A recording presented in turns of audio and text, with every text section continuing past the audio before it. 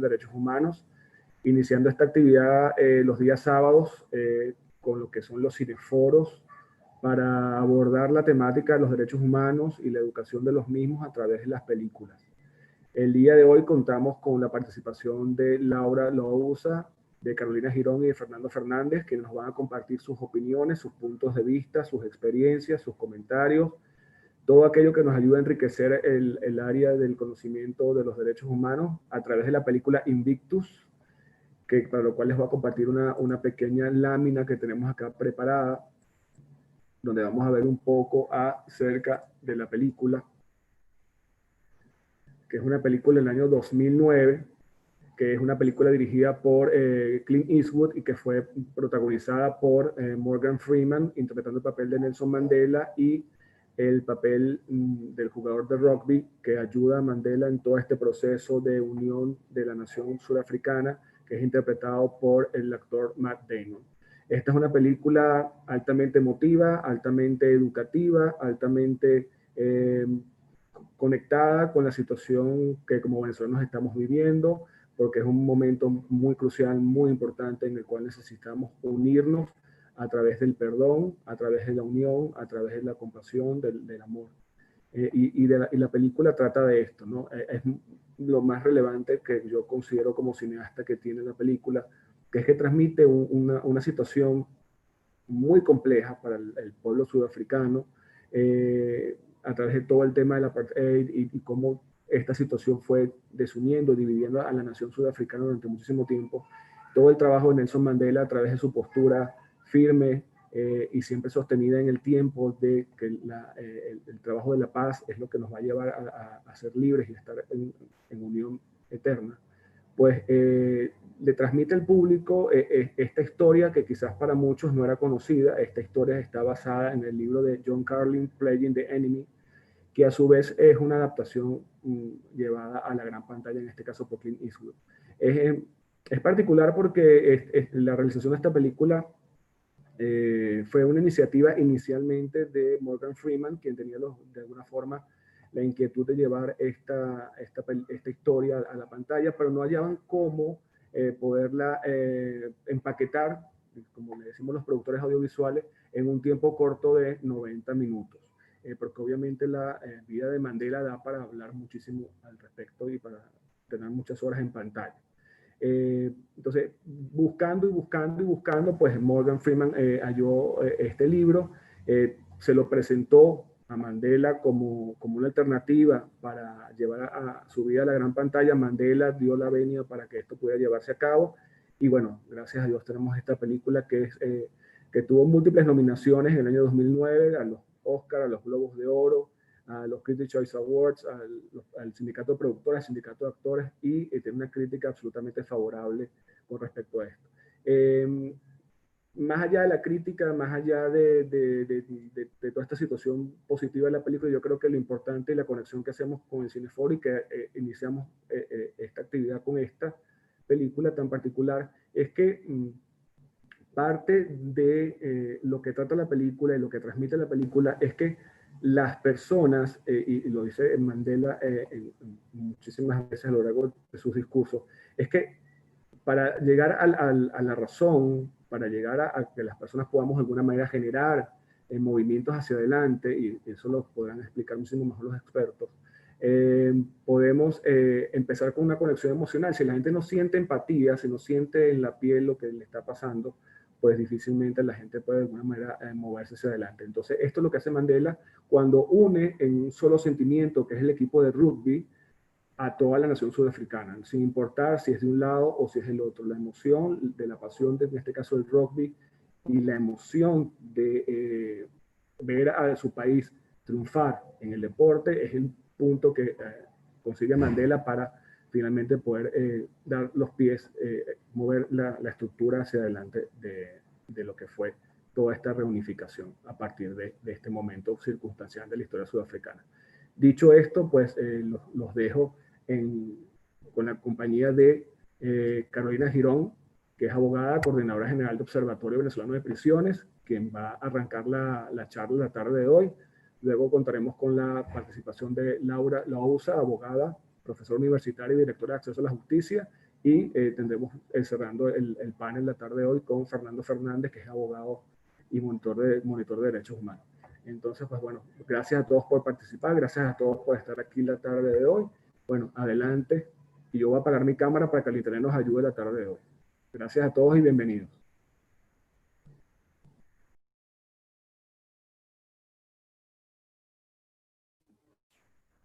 Gracias, Rico. Gracias a la Alianza por la Educación, al Centro de Derechos Humanos de la Universidad Católica, por esta iniciativa.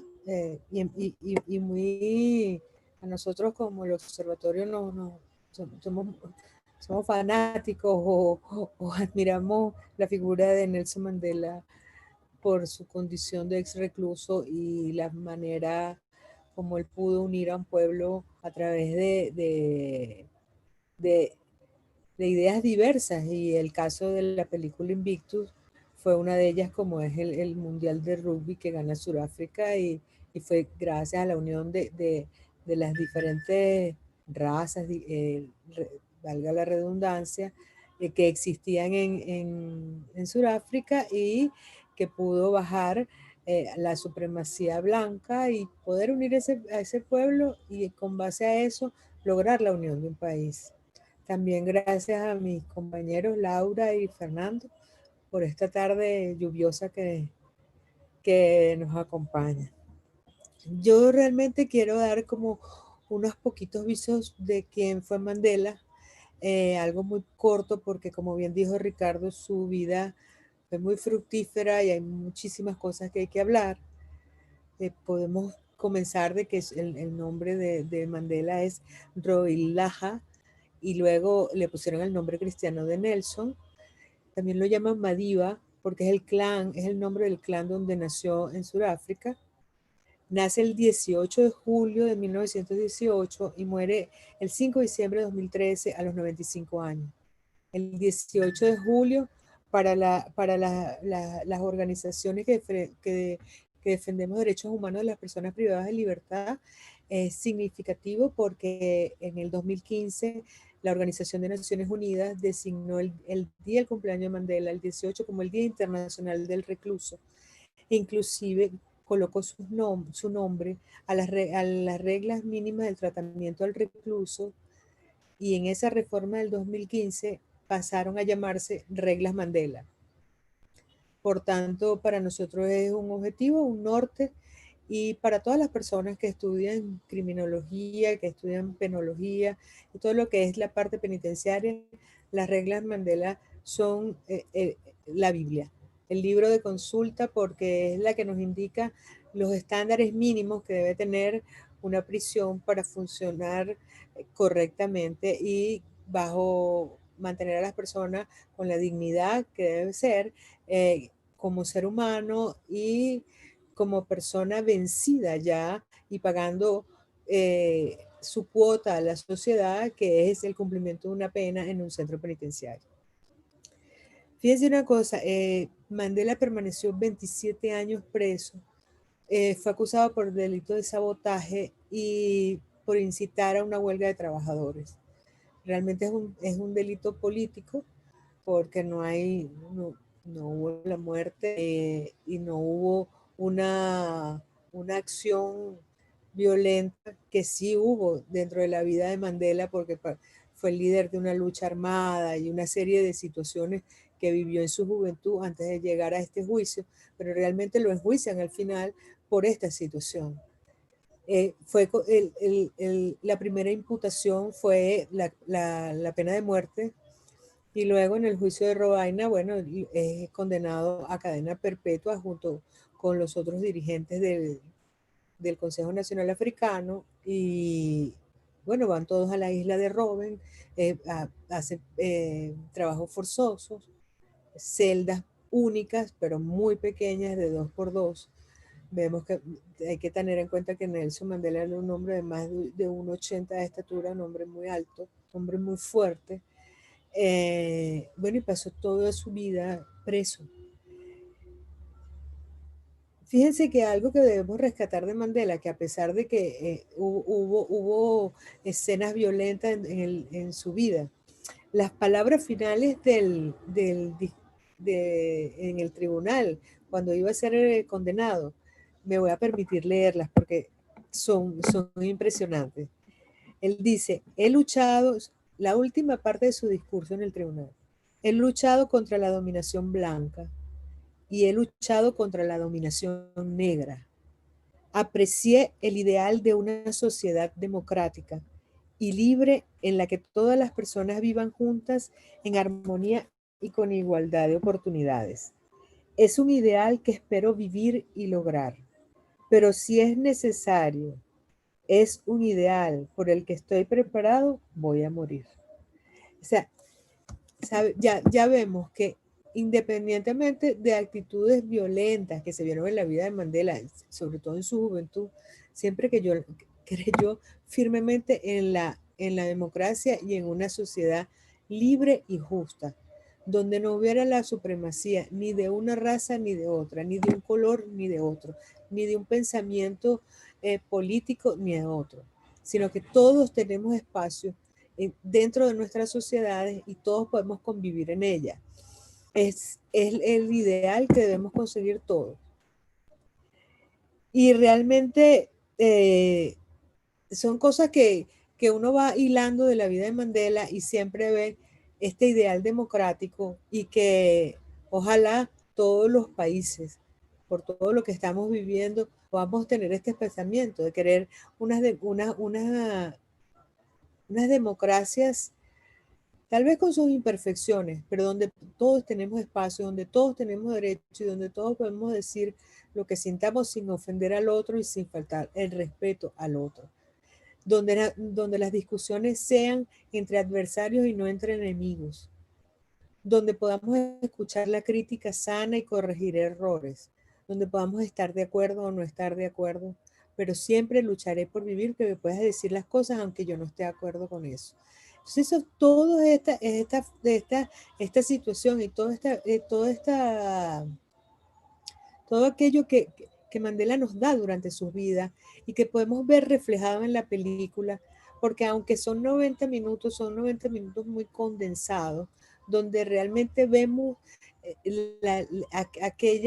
aquel resentimiento, porque ya Mandela era presidente, fue el primer presidente negro que llega, que es elegido por voto universal y secreto. Es más, la primera vez que Nelson Mandela vota es cuando vota por sí mismo, porque nunca habían tenido derecho a votar cuando era su país, cuando era Sudáfrica su país, y una minoría del 10% de la población dominaba sobre otra y donde vivían en espacios que era el famoso apartheid, que era que el país había sido dividido en lotes y eran esos lotes donde solo podía vivir un grupo de personas y esas personas no podían moverse a otros lotes, entonces no había esa libertad. Algo de eso vemos en la película. Es importante cómo él enfrenta, porque seguía habiendo el racismo entre blancos y negros. Eso es algo que, que lo vemos también en la película. Y cómo él logra superar ese escollo y cómo también el capitán de la selección de rugby también baja sus diferencias y estas de cuestiones raciales y logran conversar y termina admirándolo, termina viendo en él una persona tan diferente a lo que habían visto y realmente vale la pena verla porque en muy poco tiempo nos dicen muchísimas cosas. Entonces, yo los invito a que la vean y el nombre de la película lo toman de un poema que leía Mandela y cuyas últimas palabras hablan del poder de convicción que él tenía como persona. Y este poema es el que se llama Invictus. Y Invictus es del escritor William Henley y dice: más allá de la noche que me cubre negra como el abismo insondable, Doy gracias a los dioses que pudieran existir por mi alma invicta. En las azarosas garras de las circunstancias, nunca me he lamentado ni he pestañado. Sometido a golpes del destino, mi cabeza está ensangrentada pero erguida. Más allá de este lugar de cólera y lágrimas donde yace el horror de la sombra, la amenaza de los años me encuentra y me encontrará, sin miedo. No importa cuán estrecho sea el portal, cuán cargada de castigos la sentencia. Soy el amo de mi destino, soy el capitán de mi alma. Es el poema Invictus de William Ernest Henley. Es el poema que da nombre a la película y siempre esta frase final, Mandela la usaba mucho, de que él era el amo de su destino y el capitán de su alma. Entonces, aquí vamos esto también da pie a lo que es la confirmación de una teoría debidamente probada en la ciencia de la penología, que es que cambiando al individuo es que yo puedo modificar el entorno. Entonces, lo más importante para un cambio somos los hombres y mujeres que, que poblamos este planeta y es allí donde debemos ir. Y esto lo vemos mucho en la película y realmente para todos es una gran lección. Y vemos cómo esta persona, a pesar de haber estado en sitios violentos, él es el que logra el cambio de su entorno. Y eso nos debe llenar de esperanza, porque son ejemplos a seguir. Realmente los invito a verlas y bueno, quedo abierta a cualquier pregunta, a cualquier discusión, eh, porque ya me pasé de mi tiempo. Muchas gracias. Gracias a ti, Carolina, por tu comentario, por tu participación, por tu exposición sobre la película. Creo que al final vamos a tener que conversar un poco acerca de lo que nos parece a todos la película. Creo que parte importante también es eso, hablar sobre la película, lo que ella tiene, lo que ella trae y cómo ese mensaje podemos llevarlo a todos en general, sin ningún tipo de distinción. Ahora, bueno, nos acompaña Laura. Adelante, bienvenida. Buenas tardes, gracias por la invitación. Primero quiero saber si me escuchan bien, si se me escucha bien, para estar segura y continuar. Por acá te escucho perfecto, Laura. No sé si los demás tendrán algún tipo de problema. Si por favor nos ayudan. Perfecto, perfecto. Muchas gracias. Bueno, de verdad muy agradecidos desde Acceso a la Justicia por esta invitación. Como bien dijo Carolina, Mandela fue un hombre excepcional. Como bien dijo también ella, efectivamente, lo que tenemos afuera probablemente y muchas veces es reflejo de lo que tenemos adentro y viceversa. Entonces, Mandela tuvo una vida muy difícil y sin embargo logró sacar lo mejor que podía sacar, incluso más allá de lo que nadie se imaginaría, y pues llevó su propio país a un nivel distinto, tanto que un régimen tan espantoso y un sistema jurídico y político como fue el apartheid, que precisamente significa segregación, que era una segregación racial, donde prácticamente el 20% de la población que era blanca, al final, o 21%, estableció un régimen por el cual todo el resto de la población tenía que estar separada de esa población blanca, como también bien explicó Carolina, y al final él logró incluso abolir, que se aboliera ese régimen, y logró gobernar el país llevándolo a otro nivel. Pero es muy importante también saber, antes de saber qué pasó con la película, precisamente estos antecedentes para entender bien cuál fue el contexto y en qué medida podríamos aplicar eso para el caso venezolano.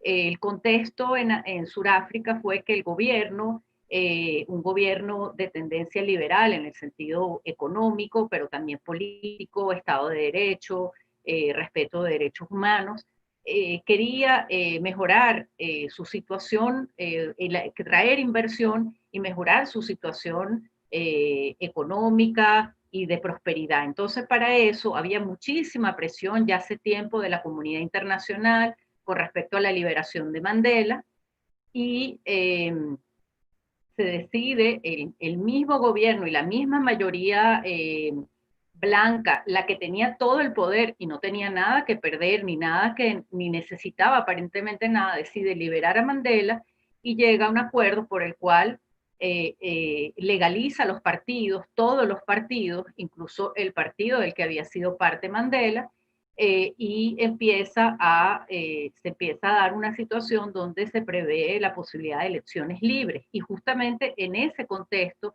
es que finalmente, bueno, gana las elecciones Mandela y empieza su gobierno en 1994 en un ambiente muy difícil, como adelantó Carolina.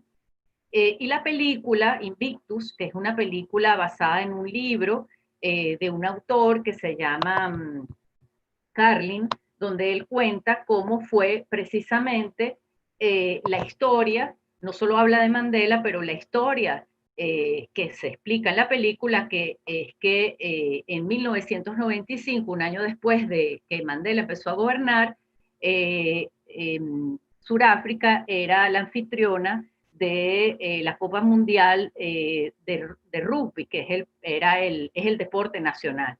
Entonces, él cuenta cómo Mandela unió el factor, vamos a decir, de lo que fue su meta política, que era lograr la igualdad, la libertad, y sobre todo la unión entre blancos y no blancos para lograr una nación realmente democrática, libre y pacífica, pero de verdad, desde adentro. Entonces usó o aprovechó la circunstancia perdón, del partido de rugby y del equipo de rugby para crear interés de los dos lados y unión en lograr ganar el mundial y sobre todo porque lo más paradójico era que los negros preferían ir por un equipo extranjero que por el equipo nacional, porque lo veían como parte del régimen y entonces consideraban que era precisamente algo que los había maltratado, entonces no lo querían. Es más, en una parte importante, casi al principio de la película, él acude a una reunión donde los negros están ilegalizando el partido, el equipo de fútbol, de rugby nacional, e incluso están creando uno nuevo con otro nombre. Entonces él dice, eso no es lo que vamos a hacer, nuestro equipo es ese, y por ese es el que vamos a ir, y por eso nos vamos a unir.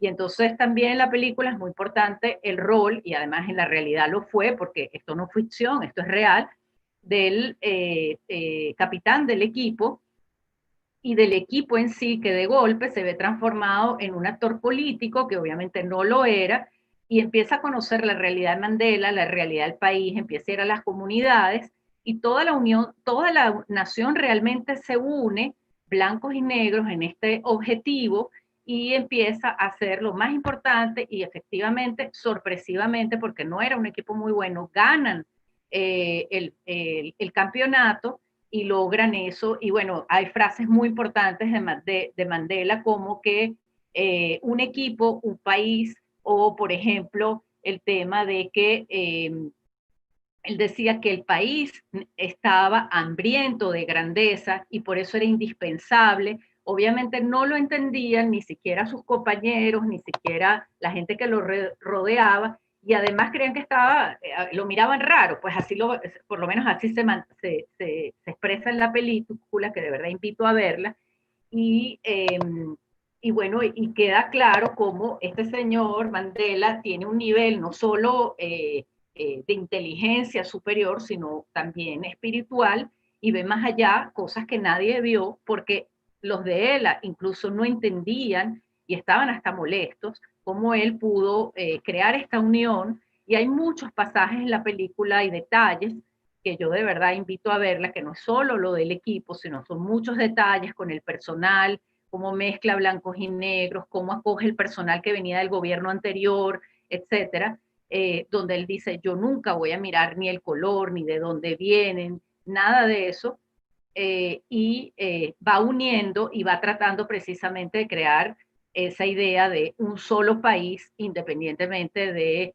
el origen, vamos a decir, social o racial o lo que sea. Entonces, es una película muy importante y llevándolo para concluir al caso venezolano, pues efectivamente, bueno, lo primero importante es que en la película se muestra, bueno, la película no queda claro, perdón, pero lo que pasó, disculpen, es que hubo una voluntad del gobierno que lo controlaba todo de cambiar y de abrirse y de conciliar con la otra parte. Entonces, bueno, eso aquí no ha ocurrido. Ahí se ha dicho, se ha hablado, pero no ha sido real. Entonces, eso es importante. Por otro lado, hubo una voluntad de la otra parte de decir, yo me uno a eso y si yo llego al poder, yo no voy a castigar, yo voy a reconciliar, yo voy a unir, porque el camino no es el del odio, porque el odio es lo que nos trajo aquí, sino el camino es el de la reconciliación, el de la unión, el de ponernos en el zapato del otro y el de comprendernos y unirnos. Entonces, eso es lo que hace Mandela y nada como algo tan importante como puede ser un equipo y tan emocionante de rugby y además un partido de ese nivel con una Copa Mundial, pues evidentemente para lograr eso y que sea algo simbólico.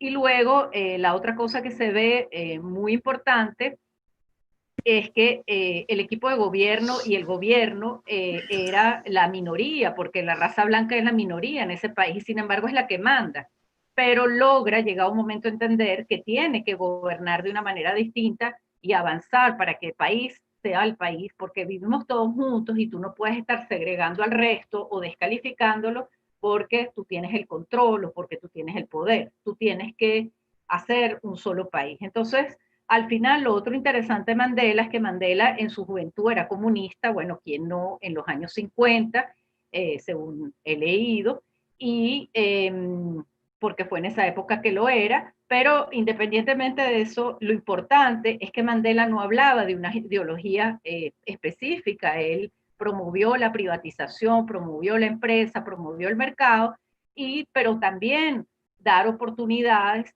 sobre todo a través de la educación y el trabajo. Entonces allí había programas sociales importantes y ahí invirtió, siempre teniendo cuidado de no endeudar la nación y de llevarla a otro nivel. Entonces allí obviamente es muy importante que tenía esas reglas muy claras y no se enfrascó, vamos a decir, en un modelo específico o en una ideología, sino que fue más pensando en los valores y en los principios, y es algo que quien venga en Venezuela, sea de un lado, del otro, de los dos juntos, pues debe tener claro cuáles son los caminos que en el mundo han comprobado, sin importar las calificaciones, para lograr la libertad, la prosperidad y la paz que todos los venezolanos nos merecemos definitivamente.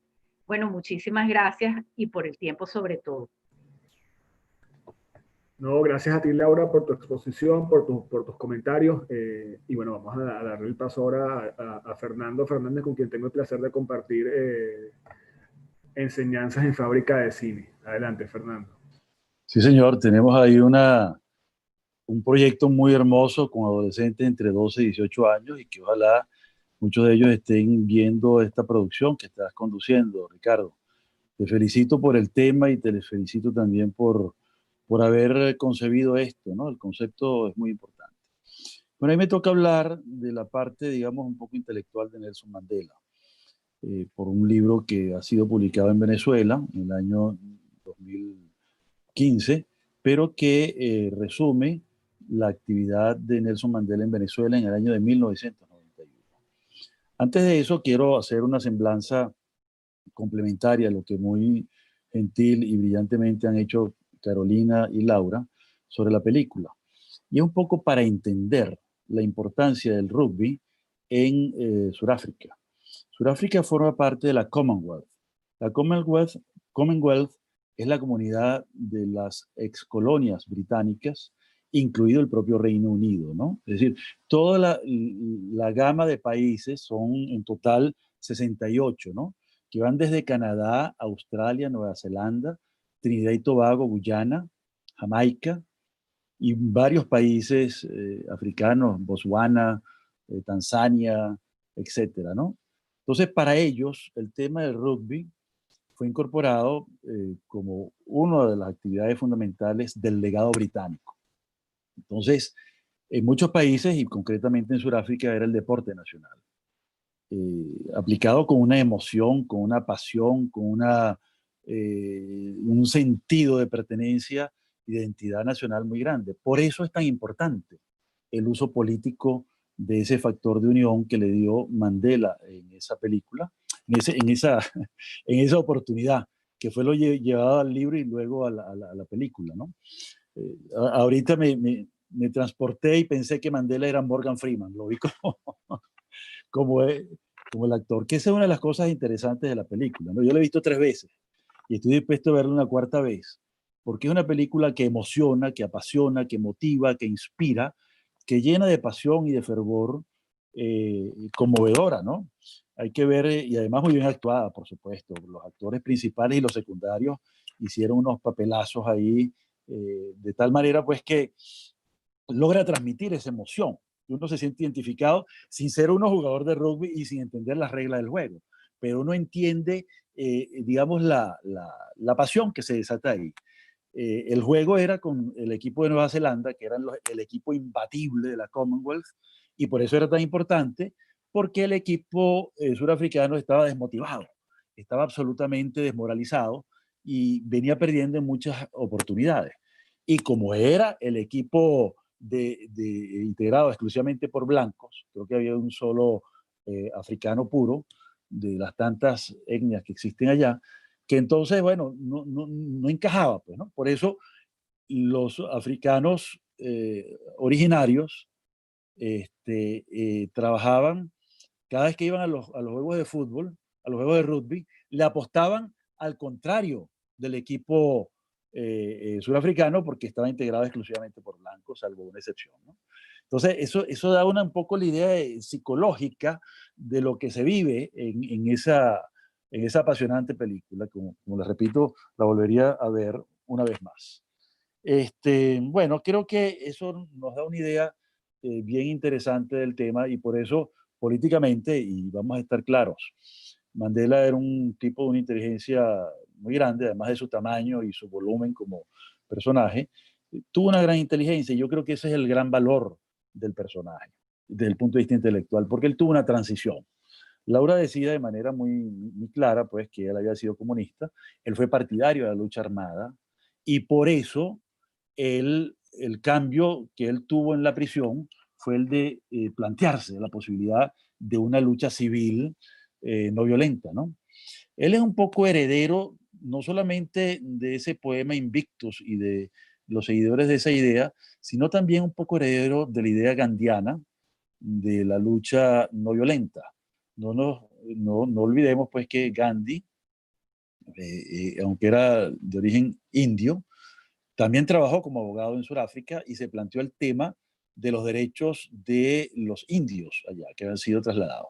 El 11% de la población de Sudáfrica para ese entonces, del evento de la película, el año 95, era aproximadamente el 11%. La población africana originaria era el 68%, y el pedacito que quedaba en el medio era de raza blanca, y combinados herederos de holandeses, ingleses, etcétera, ¿no? Entonces, bueno, la cuestión era variopinta, ¿no? Con una desventaja para ellos, cosa que en el caso de Venezuela nosotros no tenemos esa desventaja, que ellos no se mezclaban racialmente. Es decir, no había matrimonios interraciales, no había uniones interraciales, y los mestizos eran poquísimos. Realmente una población insignificante, a diferencia de nosotros los venezolanos, que somos 92 o 93% mestizos, ¿no?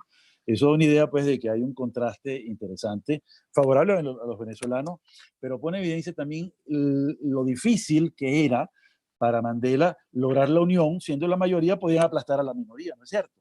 Pero él contuvo ese asunto, y contuvo psicológica y políticamente a esas masas enfurecidas con gran resentimiento, y un resentimiento muy humanamente comprensible, pues, porque había sido no solamente la etapa de la segregación, sino anteriormente la esclavitud y todo lo que conllevaba este asunto. No nos olvidemos que la población de Sudáfrica está en un aproximado de 90 etnias diferentes, es decir, tribus, comunidades distintas, que aunque son de la misma raza, la piel del mismo color, tienen costumbres diferentes, son tribus.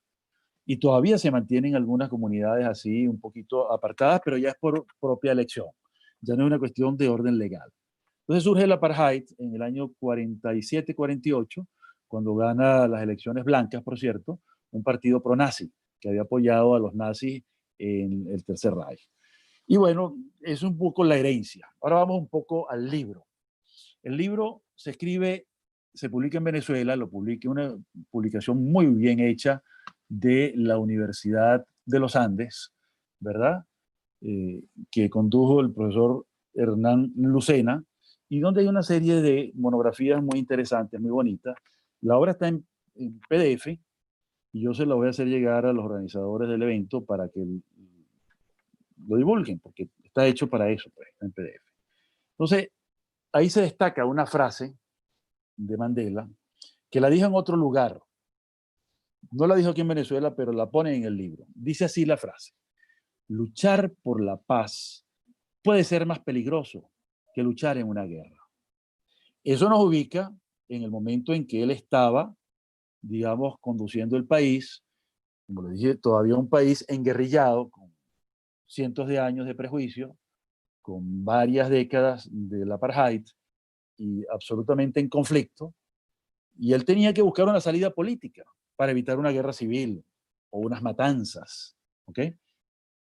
Laura nos decía de manera muy clara que el país estaba, el poder lo tenían los blancos, y los africanos simplemente lo que tenían eran pueblo, gente, muchedumbre, multitud, pero no tenían poder ni económico ni político. Es más, la policía y el ejército están en manos de los blancos. Entonces, ¿cómo lograr una integración? Ahí es donde viene justamente el balance de poder que tuvo que hacer Mandela. Fíjense ustedes que esto es tan importante, que Amnistía Internacional nombró a Nelson Mandela embajador de conciencia, que es una categoría poco conocida. Aquí en Venezuela nosotros conocemos la figura del preso de conciencia, que es lo que mencionaba Carolina, lo que él merecía haber sido de no haber promovido la guerra en su momento, la lucha armada, por la cárcel que padeció.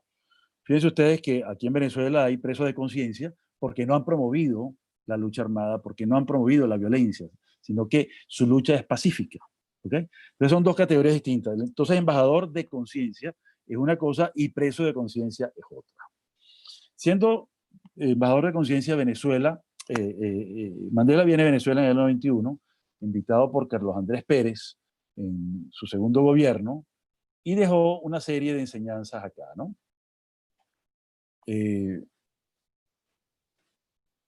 Una de las cosas que nos dice el profesor Lucena es una frase bien interesante que yo destaco del libro, ¿no?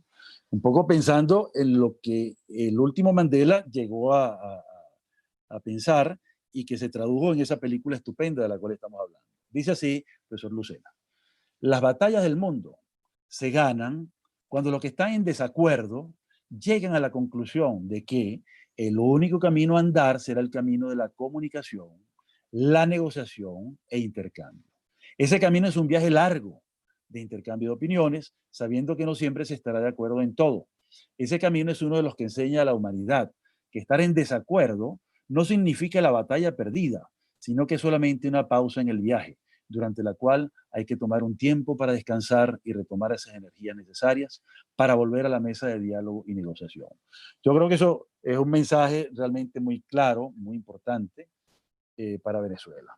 Pero hay otro asunto que no está en el libro, sino que está en el contexto de lo que vivió Mandela, tanto el primer Mandela como el segundo Mandela, y es que gran parte de ese camino para la negociación se debió a las sanciones internacionales. Y esto es bien importante porque en el seno de las Naciones Unidas, un conjunto de 120 países llegó a un acuerdo de proponer unas sanciones económicas, financieras, deportivas inclusive, de aduanas, etcétera, contra el régimen pretoriano del apartheid. ¿Ok? Y eso presionó muchísimo el gobierno blanco de de Klerk. e hizo que se tuviera que sentar en la mesa de negociaciones. Sin esas sanciones, yo dudo que el proceso se hubiera producido de la manera en que se produjo. A lo mejor hubiera sido una cosa mucho mejor o mucho peor, no vamos a hacer adivinanzas. Pero lo cierto es que esas sanciones condujeron a sentarse en la mesa de negociaciones porque fue un aislamiento total. Por eso es que es tan importante la película, para entender la naturaleza y el momento en el cual se produce ese juego. Porque toda la Commonwealth que jugaba rugby había sancionado al régimen de Klerk, al régimen pretoriano, al régimen de Sudáfrica, y se habían prohibido los juegos de rugby con ese país. Eso nos da la idea, pues, de que ese aislamiento era doloroso, era terrible para un país que tenía ese deporte como el deporte nacional. Bueno, yo creo que está ahí ya sobregirado sobre el tema que me han pedido. Y bueno, quería finalizar con el tema del boicot y dar una idea, pues, global de todo este asunto, y sobre todo llamar a quienes nos están escuchando y nos van a escuchar cuando esto quede grabado, que vean la película, que la comenten, que la vivan y traten de ver esa situación en el contexto venezolano para sacar aprendizaje. Bueno, con eso concluyo. Muchísimas gracias. Gracias, Fernando. Gracias por tus palabras, por tus comentarios y por ayudarnos a todos a entender más y mejor la película. Hay una frase que haciendo el trabajo de investigación, buscando, leyendo, de Nelson Mandela, que quiero compartir con ustedes, que dice la siguiente: si hablas a un hombre en un lenguaje que comprende, eso llega a su cabeza. Si le hablas en su lenguaje, eso llega a su corazón. Esto está total y absolutamente conectado con lo que es el lenguaje cinematográfico, el lenguaje del cine, y conecta muchísimo con lo que ustedes cada uno en sus distintos momentos fueron comentando acerca de la emoción que transmite la película para llevar a la acción.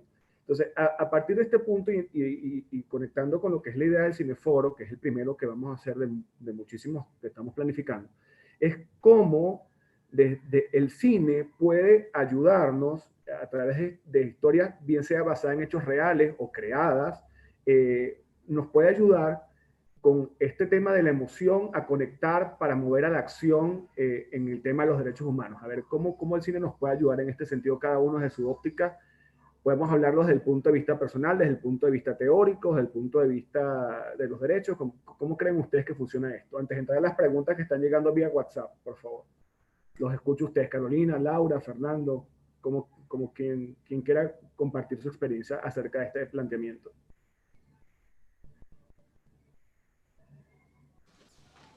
Bueno, ¿puedo seguir? Adelante, Fernando. Sobre todo nosotros que estamos haciendo cine con Fábrica de Cine, tú lo decías, hay chicos, están rodando ahorita, están grabando ahorita justamente los cortos. Sí, ya me llamaron, un grupito de Fábrica 4 me llamó porque tiene un proyecto, me mandaron ahí todo un guión, tengo que estudiármelo. ¿Cómo crees tú que tú estás viendo esta experiencia de hacer cine con estos chicos? ¿Cómo el cine nos puede ayudar a motivar a todo esto? A ver. Bueno, yo creo que el cine es la herramienta fundamental de comunicación de tantas cosas que son situaciones, emociones, procesos, ¿no? Y el cine es definitivamente una herramienta política. Yo creo que eso es lo importante, ¿no? Y puede ser tan buena para el mal como para el bien. Los nazis descubrieron el poder del cine y Goebbels lo utilizó hasta la saciedad y con fines terribles, ¿no? Pero entonces, digamos, lo que hacen los malos tiene que ser contrarrestado por los buenos, y ahí es donde viene ya el mensaje de un Mandela en acción, ¿no? Cómo contrarrestar esas fuerzas que surgen por allí y que utilizan el poder de la comunicación, el poder de la propaganda, el poder de la imagen, el poder de la voz, del habla, ¿no? Y se tiene que contrarrestar de esta manera, pues. Yo creo que por eso apuesto, pues, a proyectos como Fábrica 4 de cine y, por cierto, a educación en derechos humanos, este proyecto que está impulsando José Bernardo Guevara y todos ustedes, ¿no? Para poder impulsar este asunto de, además, la industria, ¿no? Porque hay que ver cómo nos gusta ver películas, ¿no? Eso es una de las cosas más gratificantes que hay. Y es un vehículo que llama a que la gente haga cosas, Fernando, a que la gente se motive, a que la gente se conecte. Y parte también interesantísima que tiene esta película es eso, que te mueve. Y también la inteligencia de Nelson, llamémosle al usar el tema del rugby, del campeonato mundial, digamos, el hecho de desventaja que tenía el equipo de rugby sudafricano, para tener la inteligencia, ustedes lo decían, la visión de conectar dos cosas de algún punto inconexas, y a partir de ahí crear una explosión súper positiva para el país. Entonces creo que también esa parte es súper interesante. ¿Qué opinan ustedes, Laura y Carolina, respecto de eso, por favor? Sí, bueno, efectivamente el cine en general, de la manera que lo veas, sea a través de la televisión, de cualquier medio, es algo que estimula todos nuestros sentidos, ¿no? Entonces, bueno, salvo el tacto y el olfato, y bueno, y sí, hay 4D eventualmente también, pero en general nos llega muy fuerte y hace que uno viva lo que está viendo, y más cuando ve películas como Invictus, donde ves cómo vivía la gente de color, que era al final la mayoría del país, o sea, cómo vive la mayoría del país, cosa que si hacemos la analogía, pues con las cifras que hace poco dio en COVID, podemos tener una idea clara con la crisis humanitaria que estamos viviendo. Luego también vemos en esa película y en general cuando vemos cine, uno entiende lo que está pasando mejor, ve la gente, cómo su gesticulación, cómo actúa, obviamente el personaje, pero que está encarnando a alguien, y más cuando son películas con este tipo de actores que logran también, bueno, que uno llega a un momento en que Morgan Freeman es Mandela, entonces allí ya, o Matt Damon es François Pienaar, entonces al final uno se va de su realidad y se mete ahí, y obviamente eso marca, ¿no? Entonces, sin duda que el cine es algo muy importante. Y también quería agregar algo que, aprovechando que Carolina nos leyó el poema que según la película Mandela le da al capitán del equipo para inspirarlo, y era el poema que él usaba para inspirarse y salir adelante en prisión y en momentos muy difíciles, que precisamente es el poema titulado Invictus, tal como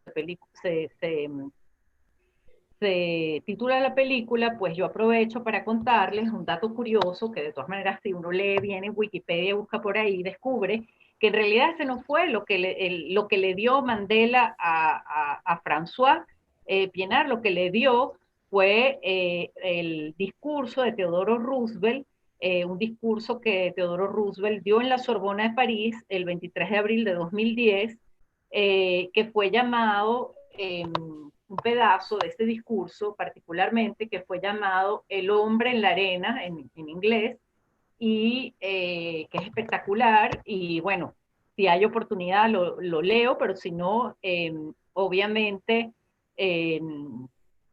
invito a leerlo, y lo pueden conseguir, The Man in the Arena. Yo no sé bien inglés, así que bueno, les digo como se lee, pero seguramente se puede conseguir.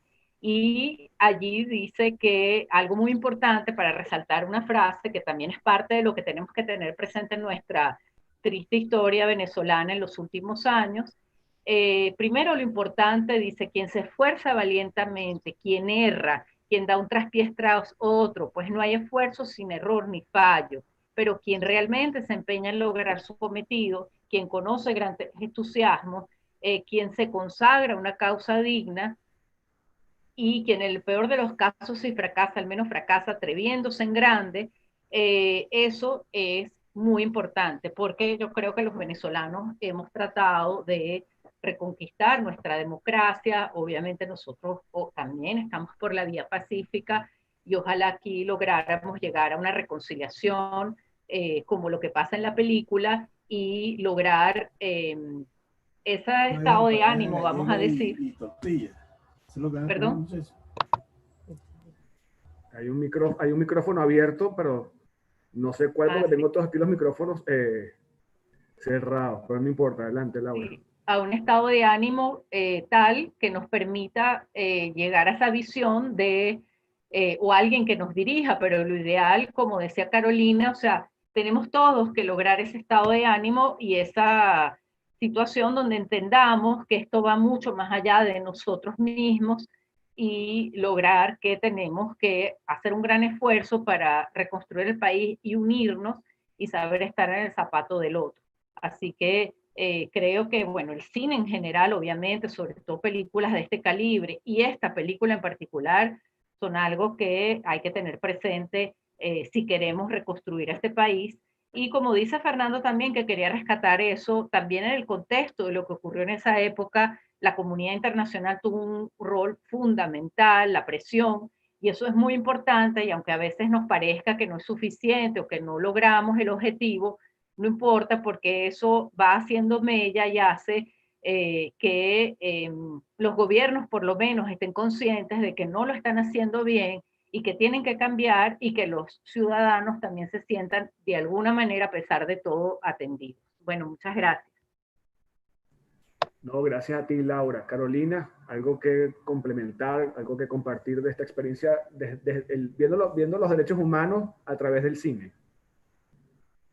Bueno, aunque sea una frase cliché, yo creo que nos ayuda mucho, que una imagen habla más que 1000 palabras, ¿no? Y a veces cuando vemos las cosas gráficamente explanadas en una película o en un dibujo o en una fotografía, entendemos a veces más cosas que lo que nos están contando. Eh, Pienso que las imágenes, las películas, tienen mayor poder de convencimiento que a veces está mucho tiempo hablando de discursos. Las imágenes, por lo menos yo soy una persona muy visual, entonces me impacta, me gusta mucho el cine. Y realmente con esta película, evidentemente yo tengo mis preferencias, porque Morgan Freeman está en el imaginario de todos, primero como Mandela y después ahora con una serie como que él es Dios. Entonces, son cosas que las tenemos, que van quedando en nuestra memoria, en nuestro archivo. Y, y realmente esta película llevó la imagen de Mandela a otro nivel. O sea, lo estamos viendo en otra situación. Estábamos acostumbrados a verlo en grandes mítines, en grandes espectáculos, siendo un gran orador, pero esta película nos lleva a otra dimensión más humana, más clara de lo que él logra unir este país con grandes diferencias, con diferencias ancestrales. Y creo que es una forma de esperanza para nuestra Venezuela, de que podemos porque aquí cabemos todos. Y la idea es tener el liderazgo que nos lleve a esta reconciliación y aceptarnos con los errores, con lo que nos equivocamos, pero también debemos dar una esperanza a este país y somos nosotros los ciudadanos los que debemos unir, hacer un acto de ciudadanía y salir adelante. No dejarlo todo en manos de una o 10 o 15 personas, porque es responsabilidad de todos.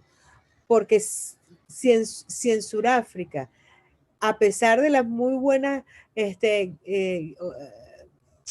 intenciones de Mandela, si la gente no hubiera sido movida y si la gente no hubiera entendido las cosas de esta manera, no se hubiera logrado la unión. Entonces también nosotros como ciudadanos en Venezuela tenemos que poner nuestro grano de arena para que esto se lleve a un buen puerto, para que podamos entendernos todos, saber que cabemos y que no toda es venganza. Habrá justicia, debemos luchar por la justicia, pero no la venganza. Eso para mí es lo importante y es lo que denota la película cuando inclusive seguidores de Mandela, personas que estuvieron presas con él, le exigen que él tenía que tomar represalia contra la raza blanca que dominaba el país. Él le dice que no, porque él no va a ser igual a ellos. Entonces la idea es o sea, ser mejores. Eso es lo que nos está enseñando esta gran película. Y por supuesto para el cine es la mejor vitrina, es la mejor ventana, es agradable, tiene llegada a un público innumerable y realmente vale la pena seguir haciendo esta producción y seguir hablando de estas películas. La verdad que es muy agradable este seminario web de hoy y bueno, sé que lo van a seguir haciendo adelante y que sigan adelante. Gracias. Gracias, Carolina. Sí, la idea es poder, como tú bien lo decías, trasladar todo este lenguaje que quizás es en algunos casos difícil de comprender, llevarlo a la imagen y hacerlo accesible para para todo público en general. Seas especialista, seas activista, seas defensor o no. La idea es que a través de las películas podamos llevar este lenguaje de los derechos humanos y darlo a conocer a todos. Quería hacer una pregunta, ya para saber el caso de la moderación nuestra, antes de pasar a las preguntas que tengo tres acá en el teléfono. ¿Cómo podemos nosotros construir nuestro mundial de rugby? Es decir, Mandela, a través del mundial de rugby, consiguió la conexión que necesitaba para la unión de Sudáfrica, en este caso, para acabar con lo que estaba pasando allá. ¿Podemos nosotros construir como venezolanos nuestro mundial de rugby y cómo pudiéramos poner unas pinceladas de esa construcción? Es decir, ¿dónde pudiésemos hallar ese tesoro que estamos buscando todos? A ver si hay una alternativa aquí que podamos nosotros imaginar jugando a ser cineastas, en este caso de alguna manera. Fernando, Laura, Carolina. Bueno, yo creo que yo mencioné algo que me parece que es clave, ¿no? Nosotros no tenemos esa intolerancia racial, aunque sí hay prejuicios raciales, esto es muy importante decirlo, pero no hay la intolerancia que nos lleve a matarnos porque uno es verde, porque el otro es azul, porque el otro es color gris, etcétera, ¿no? Yo creo que es un punto de consenso en la venezolanidad, ¿no? Y yo tomaría que ese es nuestro juego nuestra clave cultural, el tema racial. Y creo que otra clave es la música y otro la danza, el baile, ¿no? Hay un sentido de la venezolanidad que uno ve cómo vibra la gente cada vez que sale un video de un venezolano en el exterior o de un venezolano en Venezuela tocando algún instrumento, destacándose en alguna danza, en algún baile. Y eso nos une muchísimo, nos hace sentir que somos una misma nación. Y yo diría que hay muchas cosas más, ¿no? Tenemos un carácter afable. Hoy estaba viendo el índice mundial de felicidad que aparece en los países nórdicos en los primeros lugares y Venezuela aparece como un país africano prácticamente, ¿no? Es el único color rojo claro que hay en el mapa del índice de la felicidad. Hay países que están en rojo oscuro, que están ya en guerra civil, ¿no? Nosotros no tenemos una guerra civil y ojalá nunca la tengamos, porque la guerra en cualquiera de sus dimensiones, nacional o internacional, es lo peor que le puede pasar a un país. Entonces, yo creo que esos tres puntos son claves para desentrabar el asunto, ¿no? Yo apelo muchísimo a la conciencia, apelo muchísimo, así como Mandela tuvo ese cambio dentro de su conciencia de haber apoyado primero a la lucha armada y luego hacerse un adalid de la protesta pacífica y no violenta, la lucha no violenta. Yo creo que ese es el común denominador de los venezolanos. Los venezolanos no queremos enfrentamiento. Ya nuestras guerras fueron en el siglo XIX y fueron terribles, ¿no? Devastadoras. La independencia y la guerra federal fueron terribles. Y yo creo que no hay que pasar por eso de nuevo. Creo que hay más posibilidades en este país de conseguir un diálogo. Eso sí, tiene que ser un diálogo bajo premisas que se van a cumplir. Y ese es quizás el desafío que va a tener el gobierno, porque hasta ahora ninguna de las promesas la ha querido cumplir. Ojalá que en algún momento haya un cambio de actitud, un cambio de conducta y sobre todo entiendan que es lo mejor para ellos y lo mejor para todo el mundo en general, inclusive para la región, ¿no? Los países vecinos de Venezuela han tenido que acoger a 5 millones de refugiados, asilados, exilados, migrantes forzados, en condiciones desesperadas, ¿no? La mayoría, algunos en situación holgada, pero la gran mayoría en situación desesperada, ¿no? Cosa que se ha agudizado con la pandemia, porque ni consiguen trabajo allá ni consiguen trabajo acá. Entonces, estamos al borde de verdad de una situación aún peor que la emergencia humanitaria compleja. Y yo creo que es el momento, y por eso hago un llamado a la conciencia, del gobierno y de lo que se llama la oposición para que encuentren un punto común y empiecen a buscar las claves. Y mi primer consejo es que vean Invictus. Gracias, Fernando, por tus palabras. Laura, por favor, adelante. Sí, claro. Bueno, excelente, Fernando, aunque no estoy de acuerdo con algo, Fernando.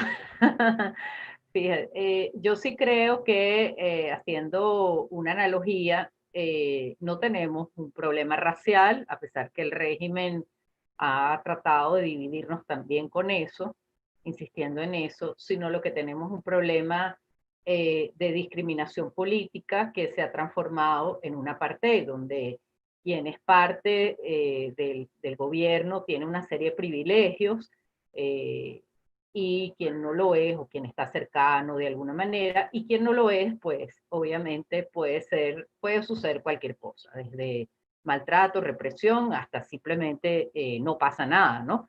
Pero lo cierto es que tenemos una parte que se origina en lo político y termina siendo una división muy grande porque el chavista considera que el no chavista, entonces lo discrimina, es de derecha, es escuálido, es pitiyanqui y lo descalifica. Y hay un discurso de odio muy grande.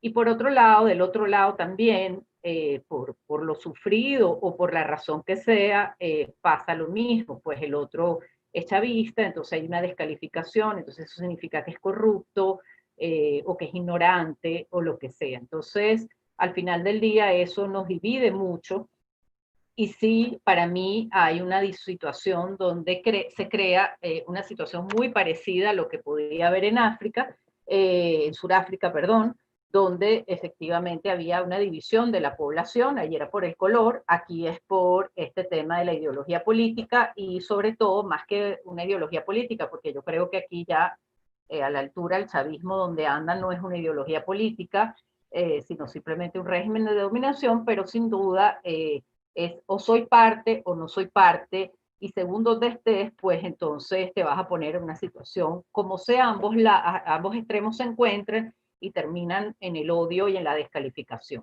Entonces, en definitiva, eso es lo que hay que evitar, pero por eso hay que emular lo que nos inspira Invictus, y considero indispensable la pregunta que hizo Ricardo, porque efectivamente, ¿dónde conseguimos pues lo que nos una? Pues allí sí estoy de acuerdo con Fernando en que es el baile, es la música, obviamente también tenemos el béisbol, pero hay varios partidos, ¿no? Y también tenemos el fútbol, la vino tinto es algo que ha emocionado mucho a la gente, entonces habría que verlo, pero sin duda yo lo que creo que sí nos une definitivamente es la idea de país que tenemos y soñamos, que es un país normal. Entonces, obviamente eso es lo que hemos perdido más, ¿no? Y que tenemos bastante claro qué significa. A mí no me importa quién gobierne y eso es lo que hay que transmitir. A mí lo que me importa es que el Estado o el gobierno, lo ideal es que fuera un Estado, que es algo más amplio, cumpla su rol, que es servir al ciudadano y que uno tenga servicios públicos, o como me dijo más coloquialmente una canadiense, yo quiero estar el fin de semana tomándome una cerveza o viendo mi película y no pensando en si la tubería funciona, en si, o sea, los grandes problemas del país, porque yo no soy gobernante.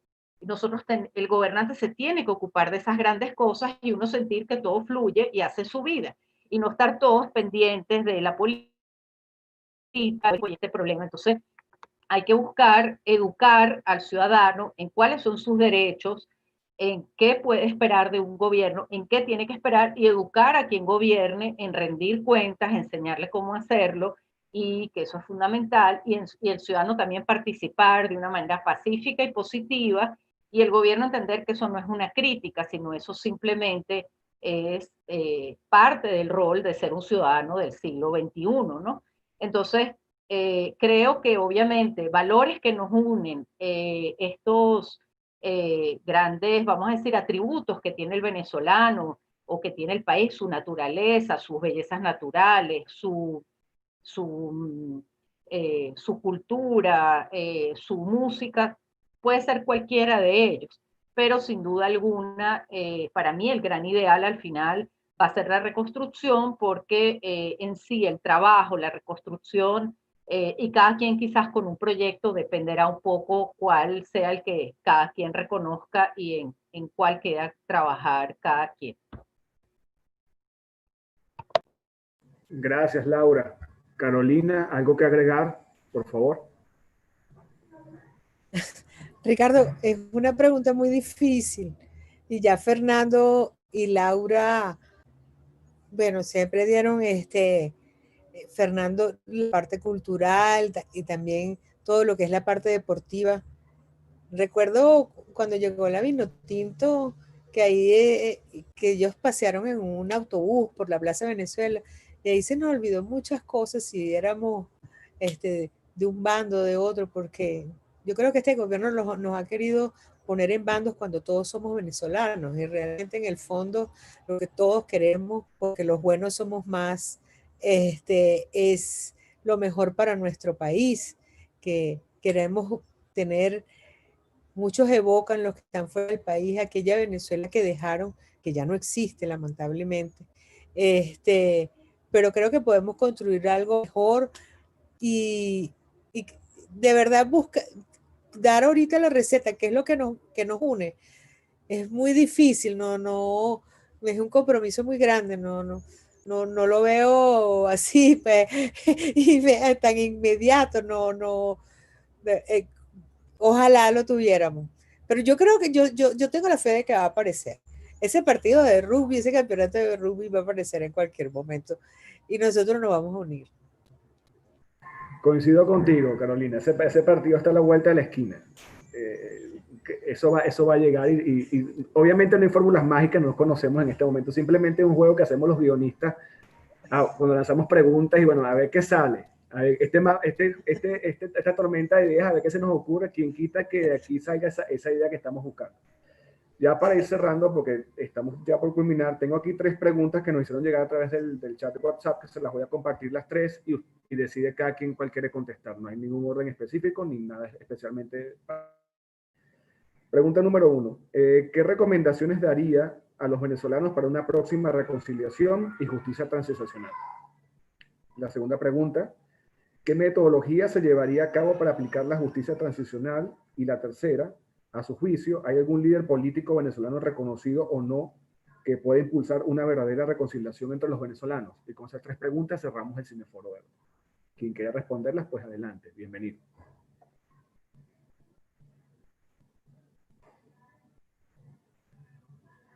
A ver.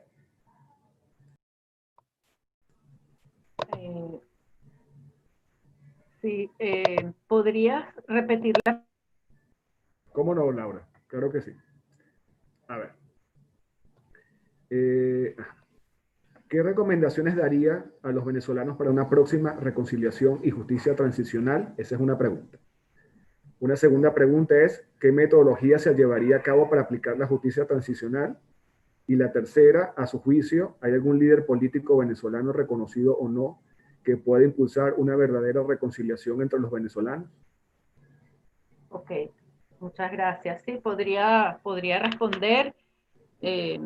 Bueno, otra cosa importante, conectándonos con lo anterior y luego con estos que se relacionan, es que también no estuve de acuerdo en cuanto a lo que dijo Fernando de que aquí no tenemos elementos de una guerra civil, aunque también él comentó justamente lo de los índices de felicidad de los países y que estamos pues justo por debajo de países donde hay guerra civil. Venezuela, bueno, es como un país en guerra, aunque ahorita hay algunos indicadores mejores, así como muchos peores, pero no tenemos simplemente bombardeo, pero en general es una economía de guerra y hay muchos factores que indican que sí estamos allí. Pero claro, Fernando no se refería a eso, sino al posible odio, y sin duda alguna, pues me han dicho expertos en la materia, que estos grupos irregulares, estos grupos armados, de los que habla la Bachelet en su último informe, que están en el país, lo único que tienen en común es que no quisieran, pues no odian, vamos a decir, a los gringos, con lo que eso pueda significar, por eso es que sería peligrosa una posible intervención, porque eso sí podría llevarnos a esa guerra civil y eventualmente, pues, ante una situación de un gobierno distinto, si eso no se maneja bien, justamente con mecanismos de justicia transicional, pero no vista la justicia transicional ni como impunidad, ni como venganza, sino simplemente verlo como lo que es. O sea, hay que poner orden, hay que restablecer, aunque sea las bases de institucionalidad y de Estado de Derecho, hay que reconocerlo, otra vez los derechos a los ciudadanos, pero va a haber que organizar, renegociar también con esos grupos que tienen muchísimo poder y de alguna manera cogobiernan con el régimen, porque en realidad el régimen cogobierna con ellos porque ellos tienen zonas. Entonces hay que evitar que se unan en crear una especie de precisamente guerra civil o situación donde colectivos, etcétera, se unan entre ellos y entonces se creen bandos y eso es muy peligroso. Entonces, evidentemente hay que buscar la fórmula. Nosotros tenemos una propuesta para lo que es nuestra área de especialidad, que es el sistema de justicia, pero sobre todo en cuanto a la parte estructural de cómo debería ser la transición en esa área. Tenemos muchísimo que trabajar todavía. Y en el sentido, obviamente, lo primero que hay que hacer es revisar quién es juez, quién no es, cómo lo ha hecho y ver cómo se puede, con ayuda internacional, nombrar gente que esté capacitada y que, por supuesto, tenga no solo a nivel académico, sino también valores y principios importantes, así como estas características, vamos a decir, podríamos llamarlas mandelianas o gandianas, que son muy difíciles. Y yo creo que ahí el rol de las ONG en el futuro va a ser fundamental para la reconstrucción, porque eso está dentro de nuestro ADN en las ONG, aunque uno individualmente pueda tener una actitud a veces distinta, pero nosotros ante lo que es ya nuestro rol, decimos, bueno, esto, uno puede decir, bueno, mira, es que le da un ataque de ser radical o de estas actitudes que nos hemos permeado todos los venezolanos sin querer de odio, pero eso no es el deber ser y tenemos que tener este rol de educación y obviamente el cine y este tipo de medios va a ser importante, pero evidentemente tiene que ser una labor fundamental de ese Estado que venga, donde lo más importante no va a ser tanto, lo que va a ser es el modelaje, que es algo también que se toca en Invictus y le dice justamente el capitán del equipo que eso es lo que él más usa para motivar y enseñarle a su equipo, le dice Mandela, y lo más importante va a ser la educación. Y obviamente el arte o el cine van a ser, que son medios masivos, van a ser clave. La música, como bien dijo, o la danza, van a ser clave para lograr esa educación masiva o reeducación, porque desgraciadamente la situación que tenemos es más bien de destrucción de eso, y eso es lo que nos pone en esta situación de oscuridad y a veces de odio o de las mismas personas totalmente resentidas y molestas y no entender que hay luz más allá y que hay que hacer otra cosa a la que seguimos haciendo, ¿no? Y muchas gracias por la oportunidad y por el tiempo. Gracias, Laura. Fernando, por favor. Sí, yo cuando me refería al tema de la guerra, me refería a la guerra como combate entre dos partes, entre iguales, que se entablan pues en una lucha armada. Aquí, cuando hay, digamos, esa idea de una economía de guerra, etcétera, ese es el discurso del gobierno, ¿no? Hacer creer que hay una guerra cuando no la hay, porque lo que ellos están representando es una guerra al ciudadano, pero totalmente desigual, que es lo que se llama la guerra asimétrica. Bajo la idea de un enemigo que no es tal porque no representa un peligro ni una amenaza como ellos lo quieren ver, como ellos lo creen ver, o como que ellos quieren hacer que la gente vea y crea. Entonces, en ese sentido, no hay una guerra civil, aunque hay muchísimas tensiones, absolutamente muchísimas tensiones, y eso que comentaba Laura es muy interesante porque si hay tensiones hay mucho resentimiento. Y eso es lo que hace que la situación de Venezuela sea tan delicada, porque estamos viviendo los estragos de una guerra, pero sin guerra. Es decir, cuando hay una situación humanitaria compleja y no hay una guerra interna como la que hay, por ejemplo, en Siria, es impresionante que se hayan ido 5 millones de personas, ¿no? Y no hay combates entre iguales entre dos ejércitos, dos fuerzas armadas. El conflicto de Colombia ha generado varios millones de personas que han tenido que desplazarse internamente y fuera del país muchos han tenido que emigrar, ¿no? Esas son situaciones diferentes. Aquí no hay ese tipo de confrontación, pero sí hay muchísimas tensiones. Eso sí estamos totalmente de acuerdo. Ahora, buscando los elementos comunes, Keimer Ávila hace un comentario en el chat muy interesante. Y gracias, Keimer, por escucharnos, ¿no? Él comenta que el himno de Sudáfrica es sumamente interesante y bonito porque además tiene frases y términos y uso de palabras de todas las etnias surafricanas, ¿no? No lo he escuchado, lo voy a escuchar. Pero eso me toca la fibra de la venezolanidad. Me hace evocar no solamente el himno nacional, que yo creo que es nuestra canción matriz, ¿no? Sino el alma llanera, el curruchá, el pajarillo. Y una muy bella que canta Simón Díaz, que habla de la épica en la batalla de Carabobo, cuando el negro primero, y destaco la palabra negro, es primera vez que lo digo, y el Catire Páez, ¿no? Esa es Venezuela, catires y negros unidos en un propósito común. Y no tiene que haber distinciones ni de raza, ni de opinión política, ni de credo religioso, ni de etnias. Tenemos que buscar la forma de encontrarnos nuevamente y creo que en los factores culturales, y uno de ellos es el cine, y por eso me gusta tanto el proyecto de Fábrica de Cine, puede ser un vehículo que motorice, que facilite ese proceso.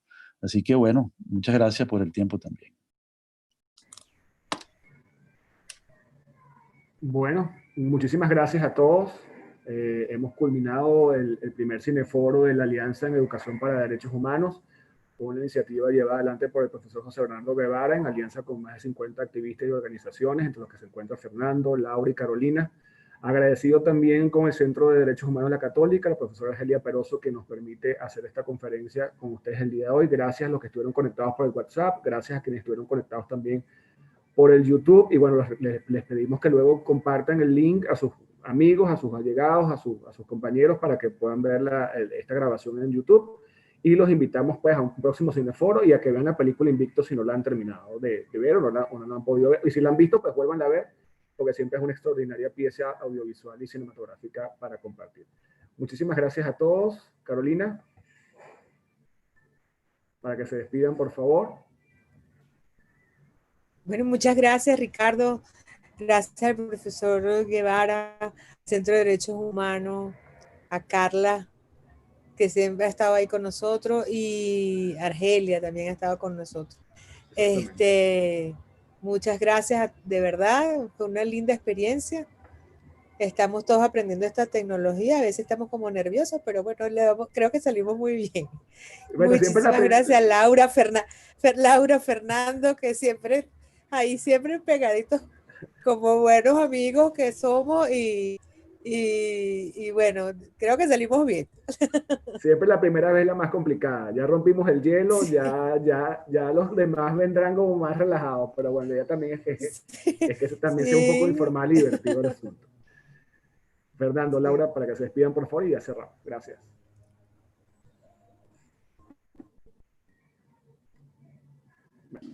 Feliz tarde Laura. A todos. Bueno, adelante. Fernando, muy caballero, gracias. No, bueno, la verdad que fue para mí una gran experiencia. Nunca había participado en algo así. Estoy nerviosa desde anoche.